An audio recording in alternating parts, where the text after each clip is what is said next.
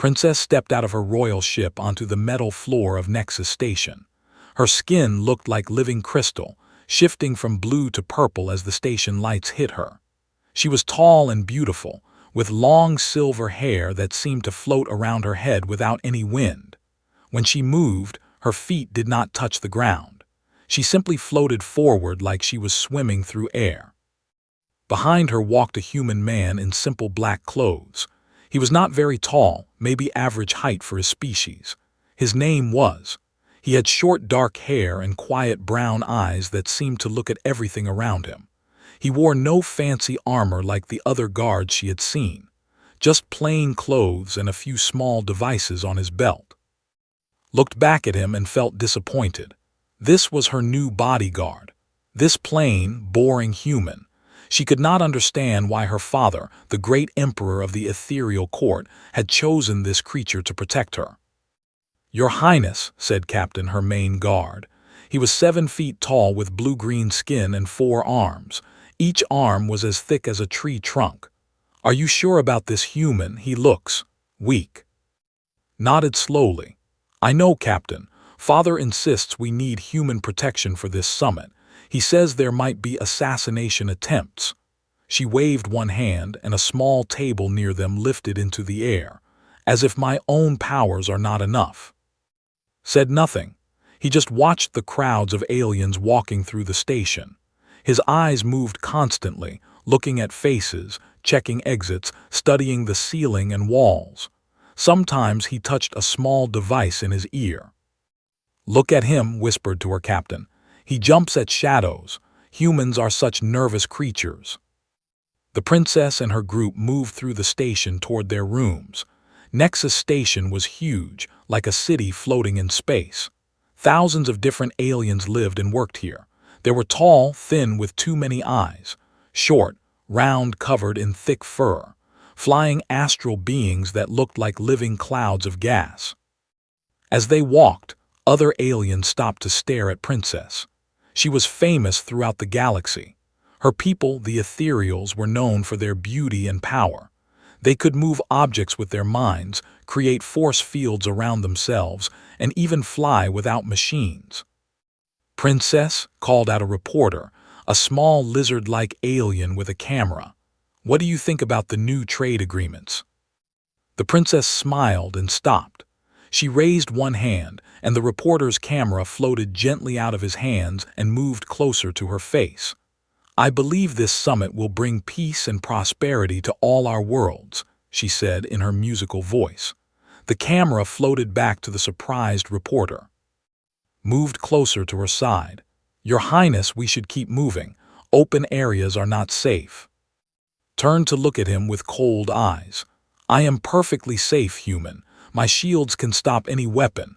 My telekinetic powers can crush any attacker." To prove her point, she gestured at a metal bench nearby. The bench crumpled like paper, then returned to its normal shape. "Yes, Your Highness," said quietly, but he did not move away from her side. They continued walking, kept looking around, checking every person they passed. When they went through doorways, he went first. When they used elevators, he stood with his back to the corner, watching the doors. "He is so paranoid," said to Captain. "Does he think assassins hide behind every corner?" "Humans are prey animals," the captain replied. "On their world, everything tried to eat them. They developed nervous habits to survive."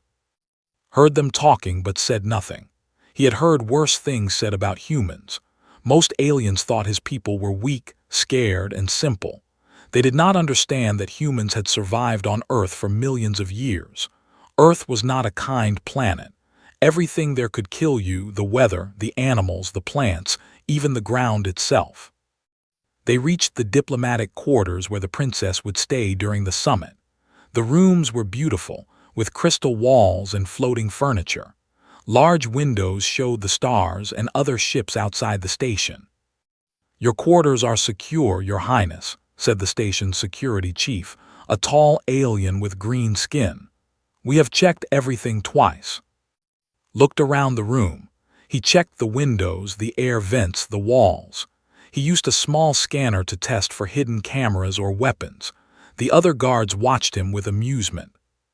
"What is he doing?" asked Captain. "Looking for threats that do not exist," said the security chief. "These rooms have protected royalty for 50 years. Nothing has ever happened here." Found a small crack in one wall that could hide a listening device. He found that one window had a slightly different lock than the others. He noticed that the air vent above the bed could be opened from inside the walls. "I want guards here, and here," said, pointing to different spots. "The princess should not sleep near that window, and someone needs to watch this air vent."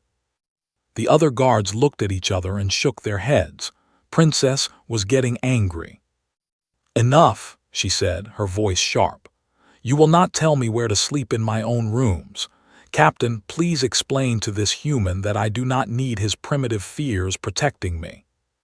"Yes, Your Highness," the captain said. "You may stand guard outside. We do not need your services inside." Looked at the princess for a long moment. She stared back at him with cold, beautiful eyes. Finally, he nodded. "As you wish, Your Highness. I will be outside if you need me." He walked to the door and took position in the hallway. Through the closed door, he could hear the aliens talking and laughing about the worried human guard. But was not worried. He was preparing. His job was not to make friends or look impressive. His job was to keep the princess alive, and he would do that job whether she wanted him to or not. The next morning, Princess woke up to the sound of arguing in the hallway. She opened her door and saw talking with Captain. Both of them looked angry. "The princess will follow the same route she has used for 20 years, Captain was saying. His 4 arms were crossed over his chest. "The royal procession is tradition. It shows strength and confidence." "Traditions get people killed," replied. His voice was calm but firm. "If you use the same route every time, enemies can plan attacks. We need to change the path, change the timing, change everything." "You dare question our methods?" Captain stepped closer to. He was much taller and stronger. "The ethereal guard has protected the royal family for 1,000 years. No princess has ever been harmed under our watch." "There is a first time for everything," said. He did not step back, even though the captain could easily crush him. Princess floated between them. "What is this noise about? I have important meetings today." "This human wants to change all our security plans," Captain explained. "He thinks our proven methods are wrong." Looked at the princess. "Your Highness, I have studied the intelligence reports. There are 12 different terrorist groups that want to hurt you. They know your habits, your routes, your schedule. If we keep doing the same things, we make their job easy." "Terrorist groups," laughed a sound like singing crystals. "Let them come. I can create barriers that stop any weapon. I can throw attackers across a room with my mind. What can these terrorists do to me?" "They can study your powers and find ways around them," said. "They can use weapons you have never seen before. They can attack when you are tired or distracted." Princess's eyes grew cold. "Are you saying I am weak, human?" "I am saying that everyone has limits, even you." The silence that followed was thick and uncomfortable. Captain looked ready to hit. The princess's crystal skin began to glow with anger. "Captain," she said slowly, "please escort our human friend to the security office. Perhaps studying some files will keep him busy and out of our way." Nodded once. "Yes, Your Highness." He walked away without another word. Later that day, Princess attended her first diplomatic meeting. The conference room was huge, with a round table that could seat 50 aliens. Representatives from 20 different worlds were there to discuss new trade agreements. The princess entered the room floating gracefully above the ground. She wore a dress made of living light that changed colors as she moved. Every alien in the room stopped talking to watch her. "Your Highness," said Ambassador, a tall, thin alien with green skin, "welcome to Nexus Station. We are honored by your presence." "Thank you, Ambassador," Princess replied. She settled into her chair, which molded itself to fit her body perfectly. "I look forward to productive discussions." stood near the wall, watching everything. He had convinced the security chief to let him access the station's camera feeds on a small device. He could see every hallway, every entrance, every exit. His eyes moved constantly between the device and the room. Captain stood on the other side of the room with two other ethereal guards. They wore beautiful silver armor that gleamed under the lights. They looked impressive and strong, looked plain and ordinary beside them. "As you can see," Princess said to the other diplomats, "I have brought extra security to ensure our meetings go smoothly." She gestured toward Captain and his guards. "The Ethereal Guard is the finest protection force in the galaxy." Several aliens nodded in appreciation. Then one of them, a furry creature with large eyes, pointed at, "And what about the human? Is he also part of the Ethereal Guard?" Princess paused for a moment. "The human is additional security provided by my father, a precaution that I felt was unnecessary." Some of the aliens chuckled. Humans were not known for being great warriors. Most species saw them as clever but weak, good at making machines and solving problems, but not very dangerous in a fight. Said nothing. He kept watching his screens and the room. He noticed that one of the serving staff had come and gone 3 times in 10 minutes. Another server had touched his ear device twice, like he was getting messages. A cleaning robot in the hallway had stopped moving and was just sitting there. During a break in the meetings, approached Princess. "Your Highness, I need to speak with you privately." "I am busy," she said without looking at him. She was floating near a window, talking with 2 other princesses from neighboring worlds. "It is important," said. She turned to him with an annoyed expression. "What could be so important that it cannot wait?" "I have noticed some unusual activity. People who do not belong here. Strange patterns in the security cameras. I think someone is watching you, learning your movements." Princess looked around the room. Everything seemed normal to her. Diplomats talked in small groups. Servers brought food and drinks. Cleaning staff moved quietly around the edges of the room. "I see nothing unusual," she said. "Perhaps you are seeing threats where none exist. Humans are known for being paranoid." "Paranoia keeps people alive," replied. "So does confidence and strength," Princess shot back. To prove her point, she raised one hand. Every glass in the room lifted into the air and began spinning in a slow circle. The other aliens watched in amazement. Then she lowered her hand, and all the glasses returned gently to their places. "Impressive," said, "but showing off your powers also tells enemies exactly what they need to plan for." Princess Crystal's skin began to glow with anger again. "You dare lecture me about my own abilities?" "I am trying to keep you alive," said quietly. "I can keep myself alive," she replied. "Perhaps it would be better if you stayed in the security office with your cameras and your fears. Let the real guards protect me." Looked at her for a long moment, then he nodded. "As you wish, Your Highness." He walked away, but he did not go to the security office. Instead, he took position near the back of the room where he could see all the exits. He continued watching his camera feeds and the people around them. Captain approached the princess. "You handled that well, Your Highness. Humans do not understand strength, they only understand fear." "Yes," Princess agreed. "It is unfortunate that Father insisted on this arrangement. The human adds nothing to our security except worry and confusion." She did not notice that had heard every word. She also did not notice that he had identified 8 different people in and around the conference area who were not supposed to be there. Was building a list in his head, marking faces, watching patterns. Something was coming. He could feel it the way animals feel earthquakes before they happen. The question was not if there would be an attack. The question was when. 3 days into the summit, received a message that made his blood run cold. Intelligence reports from Earth showed increased activity from anti-ethereal terrorist groups. They had been planning something big for months. The target was Princess. Immediately went to find the princess. She was in the station's art gallery, floating gracefully between beautiful sculptures and paintings from dozens of different worlds. Diplomats and artists followed her around like she was a living work of art herself. "Your Highness," said, approaching carefully, "we need to leave the station immediately. New intelligence shows a serious threat."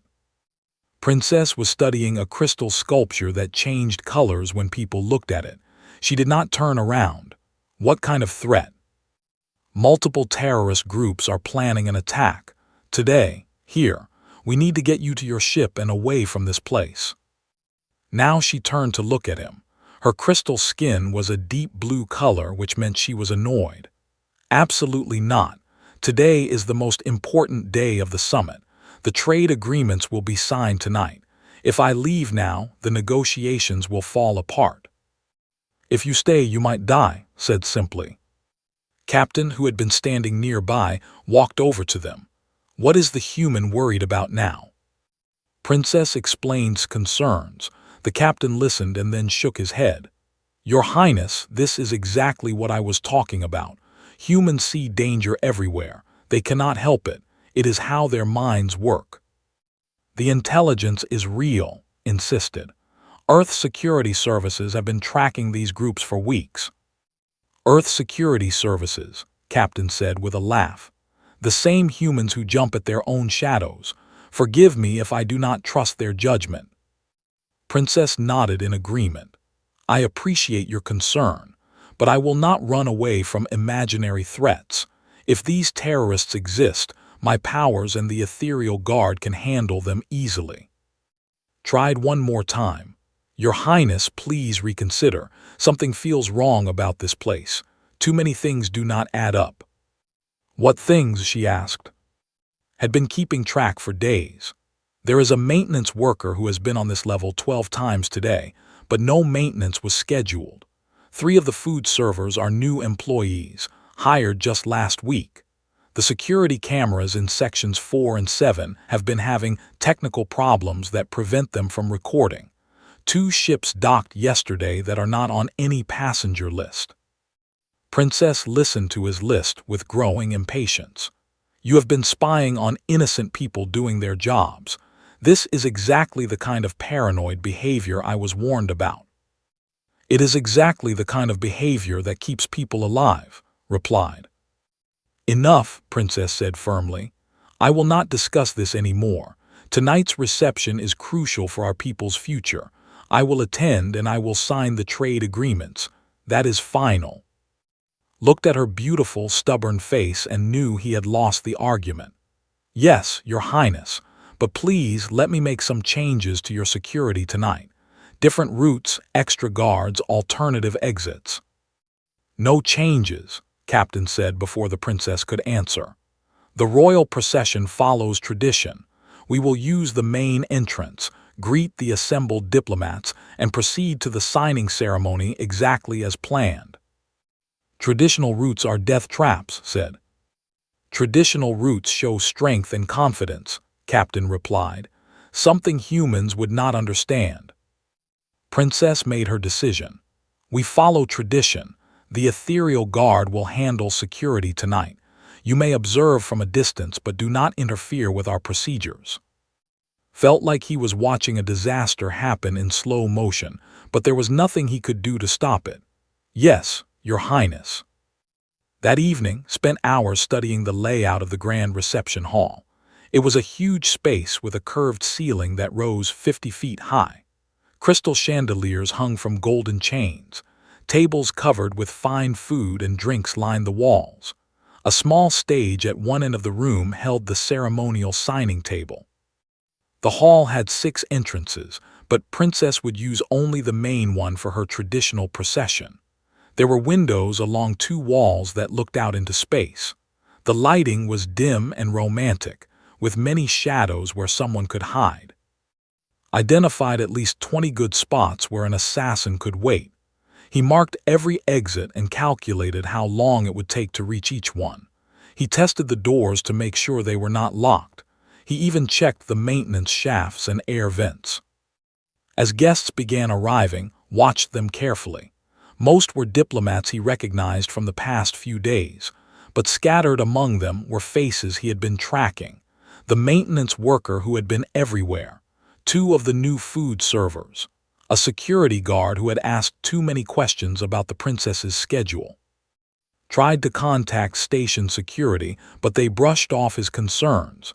"Everything has been checked 3 times," the security chief told him. "Stop looking for problems that do not exist." At exactly 8 o'clock, the lights dimmed for Princess' entrance. She floated through the main doors like a vision from a dream. Her dress was made of living starlight that moved and sparkled around her.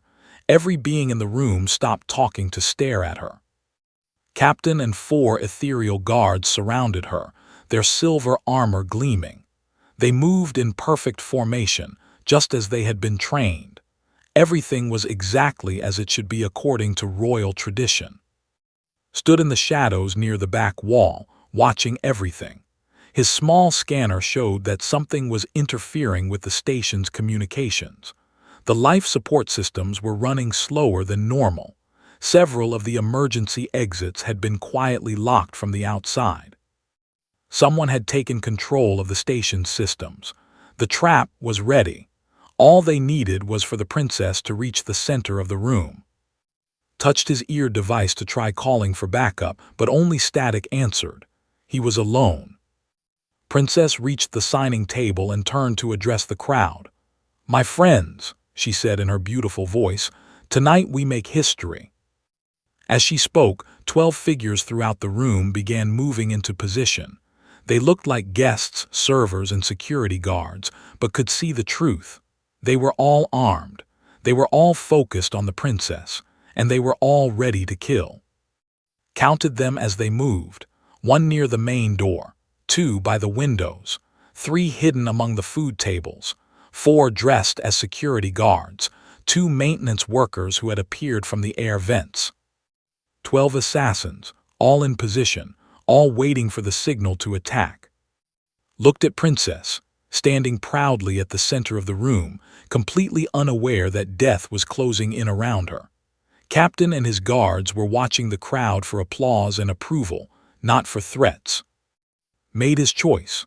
His job was to keep the princess alive, whether she wanted his help or not.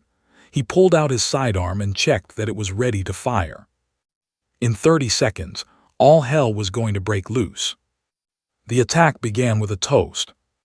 Princess raised her crystal glass filled with glowing blue wine. "To friendship between worlds," she said, and every being in the room lifted their glasses to match hers. That was the signal. The lights suddenly went out. Emergency red lights flickered on, casting the room in an eerie glow. The air circulation system stopped working with a mechanical groan. Most importantly, the energy dampening field activated, an invisible wave that made electronics stop working and weakened psychic powers. Princess gasped as her natural shields flickered and dimmed. Her ability to float failed, and she dropped to the ground for the first time in years. Around the room, aliens cried out in confusion as their devices went dead. "What is happening?" Captain shouted, but his communication equipment was not working. The first assassin struck immediately. He was dressed like a waiter, but the tray in his hands opened to reveal a plasma rifle. He aimed at Princess' head and pulled the trigger. Was already moving. He had been watching this particular assassin for 2 days and knew exactly where he would position himself. Threw himself between the princess and the weapon just as it fired. The plasma bolt hit his body armor and scattered in a shower of sparks. "Get down!" yelled, pushing Princess behind the signing table. The room exploded into chaos. 12 assassins revealed themselves at the same time, opening fire from every direction. Energy weapons, projectile guns, and even poison gas grenades filled the air with death. Captain and his guards tried to respond, but they had been trained to fight honorable enemies in open combat. They had never faced this kind of coordinated surprise attack. 2 guards fell within seconds, overwhelmed by crossfire from multiple directions. rolled across the floor as energy bolts burned the air above his head. He came up behind a marble pillar and quickly counted the threats. Assassin 1 was the fake waiter with the plasma rifle. Assassin 2 was a security guard with twin pistols. Assassin 3 had emerged from the kitchen with a military-grade assault weapon, but did not fight like the ethereal guards. They stood tall and met their enemies with honor, fought like a human, smart, dirty, and absolutely without mercy. He grabbed a crystal wine glass from a nearby table and threw it at the overhead lights. The glass shattered against the fixtures, sending sharp pieces raining down on Assassin 4, who was trying to get a clear shot at the princess. The alien stumbled backward, claws covering his face. Used that moment to sprint across the room. He tackled Assassin 4 around the waist and drove him into the wall so hard that the alien's weapon flew from his hands. Grabbed the weapon and used it to shoot Assassin 5, who was advancing with a blade covered in poison. "The human fights like a savage," one of the assassins yelled. "That is the point," muttered, rolling behind an overturned table. Assassin 6 tried to flank him from the left but had anticipated this. He kicked the table, sending it sliding across the smooth floor like a battering ram. The table caught the assassin in the legs and sent him tumbling. Was on him instantly, using the alien's own knife to end the fight. Princess watched in shock from behind the signing table. The human she had dismissed as useless was moving like a machine designed for killing. He was fast, but not faster than aliens who had natural speed. He was strong, but not stronger than beings with enhanced muscles. What made him deadly was something else entirely. He was unpredictable. Assassin 7 expected to use cover like a normal fighter. Instead, ran straight at him across open ground, zigzagging randomly to avoid the energy bolts. When he reached the assassin, he did not try to shoot or stab. Instead, he grabbed one of the heavy crystal chandeliers and used his weight to swing it like a wrecking ball. The chandelier crushed the assassin against the wall. Assassin 8 and 9 tried to coordinate their attack, coming at from both sides at once. Saw them coming and grabbed Princess' ceremonial wine pitcher, a solid gold artifact that weighed 20 pounds. He threw it at Assassin 8 while diving toward Assassin 9. The pitcher struck 8 in the head, knocking him unconscious. Tackled 9 and they both went through one of the large windows. For a moment, everyone thought had fallen to his death in space. Then Assassin 9 came flying back through the broken window, unconscious and bleeding. Climbed back into the room, using the window frame for leverage. "How?" Princess whispered. "Artificial gravity extends 3 feet beyond the window," said, breathing hard. "I counted on that." Assassin 10 had been trying to circle around to attack the princess from behind, but had been tracking him too. Without looking, reached behind his back and threw a dinner knife. It struck the assassin in the shoulder, spinning him around, followed up by grabbing a serving cart and ramming it into the alien's chest. The remaining 2 assassins realized they were facing something they had never encountered before. They began to retreat toward the exits but had already checked all the doors. Most were locked. The ones that were open led to dead ends where he could corner them. Assassin 11 tried to escape through the kitchen, followed him and used the room's equipment against him. Hot cooking oil, sharp knives, heavy pots, everything became a weapon in his hands. The assassin found himself trapped in a narrow space with a human who turned every object into something deadly.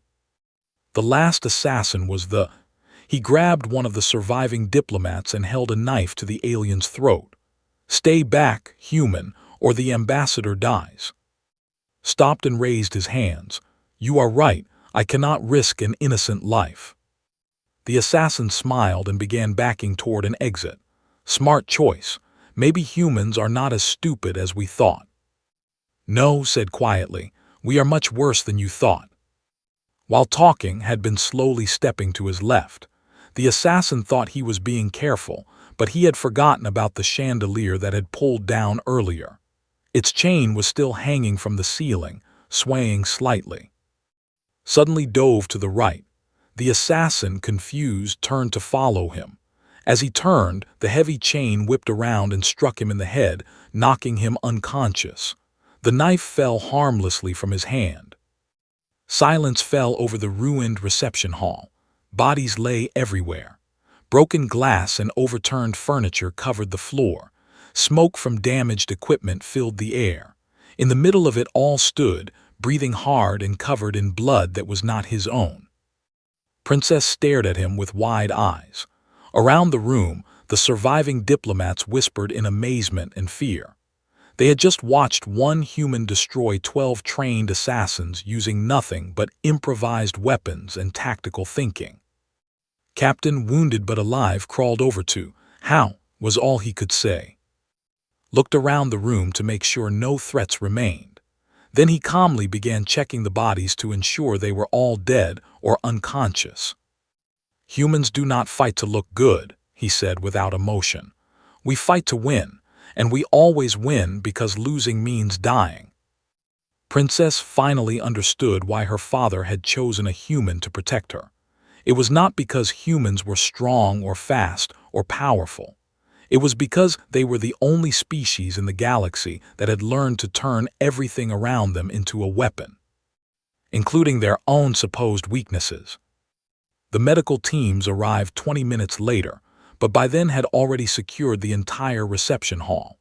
He had tied up the unconscious assassins, checked all the entrances for more threats, and restored power to the communication systems. When the station security finally burst through the doors with weapons ready, they found him calmly sitting at the signing table, cleaning blood from his hands with a cloth napkin.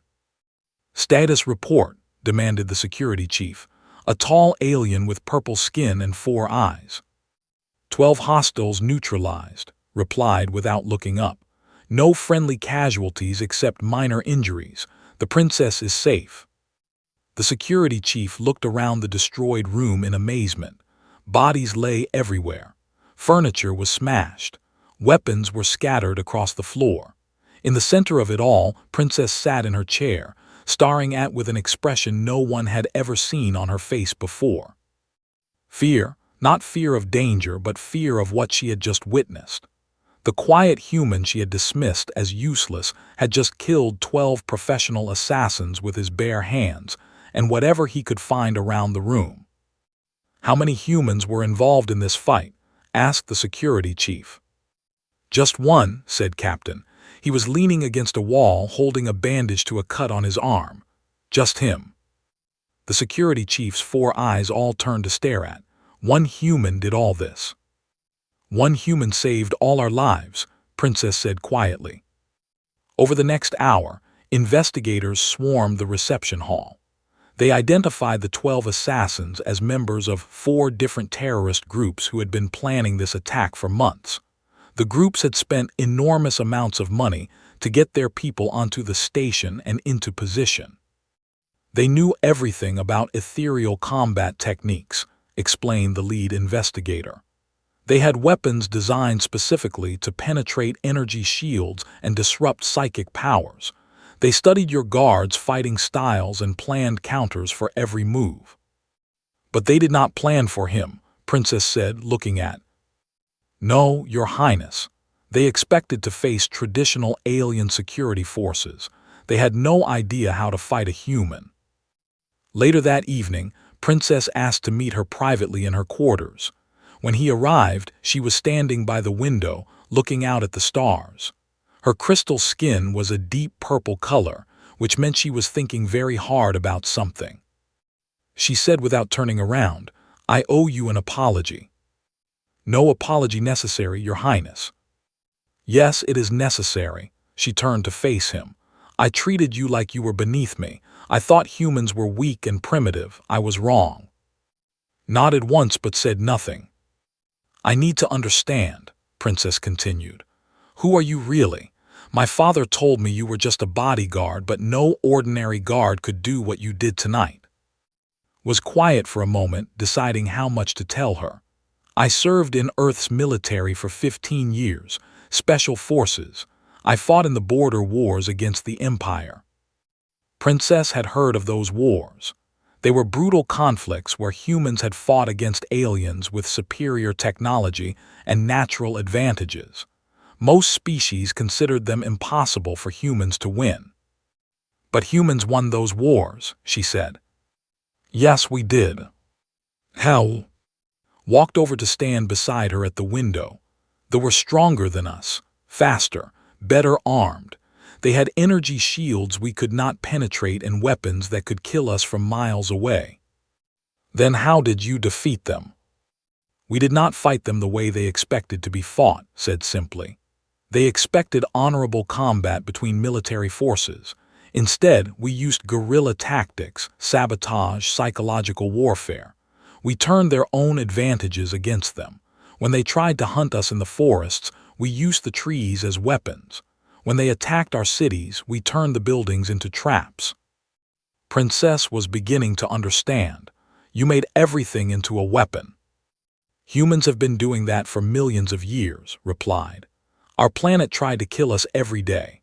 Predators, diseases, natural disasters, climate changes. We survived by being adaptable. When we could not run faster than the things hunting us, we learned to think faster.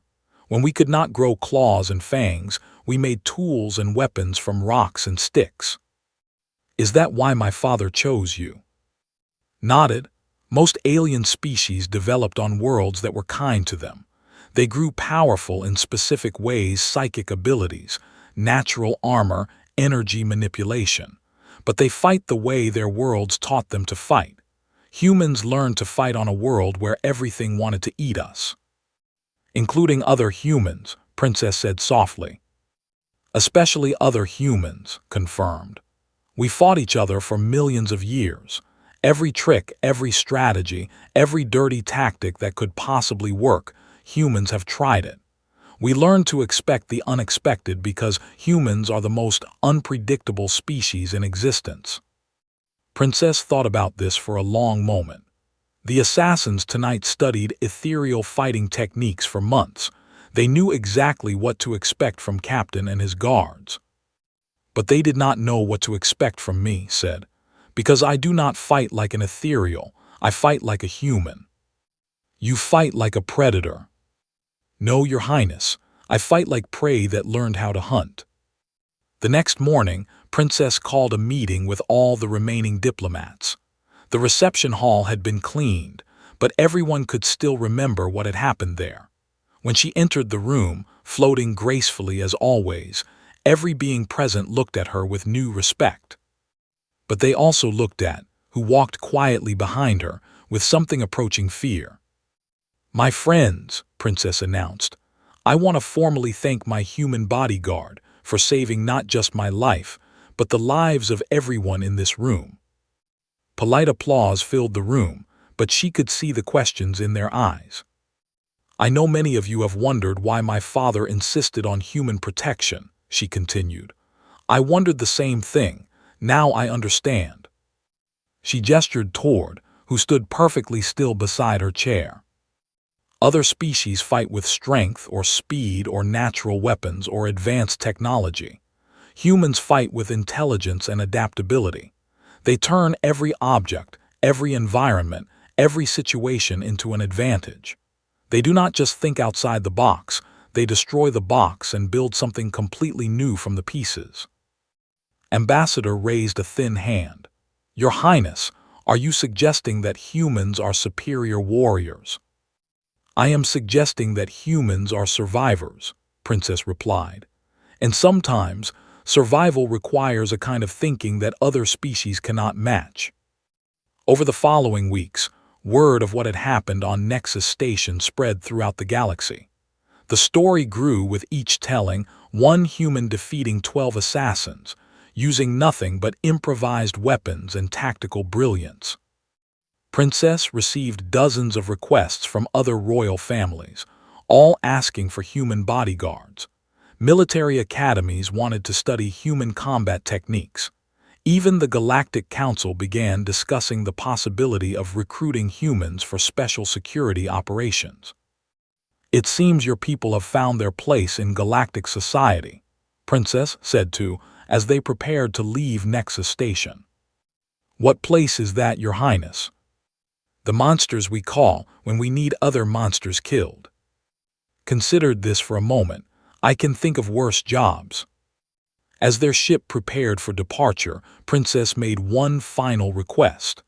"I want you to remain as my permanent bodyguard, not because my father insisted, but because I am asking." "Yes, Your Highness, it would be my honor." "Good," she smiled, her crystal skin shifting to a warm golden color. "But I have one condition." "What is that?" "Next time you tell me there is danger, I will listen." Allowed himself a small smile. "That would be appreciated, Your Highness." As their ship jumped to hyperspace, carrying them away from Nexus Station, Princess realized that she had learned something important. True strength was not about showing off your power or following ancient traditions. True strength was having someone beside you who would do absolutely anything to bring you home alive. And in a galaxy full of beautiful, powerful, advanced civilizations, sometimes what you really needed was a species that remembered what it meant to fight for survival.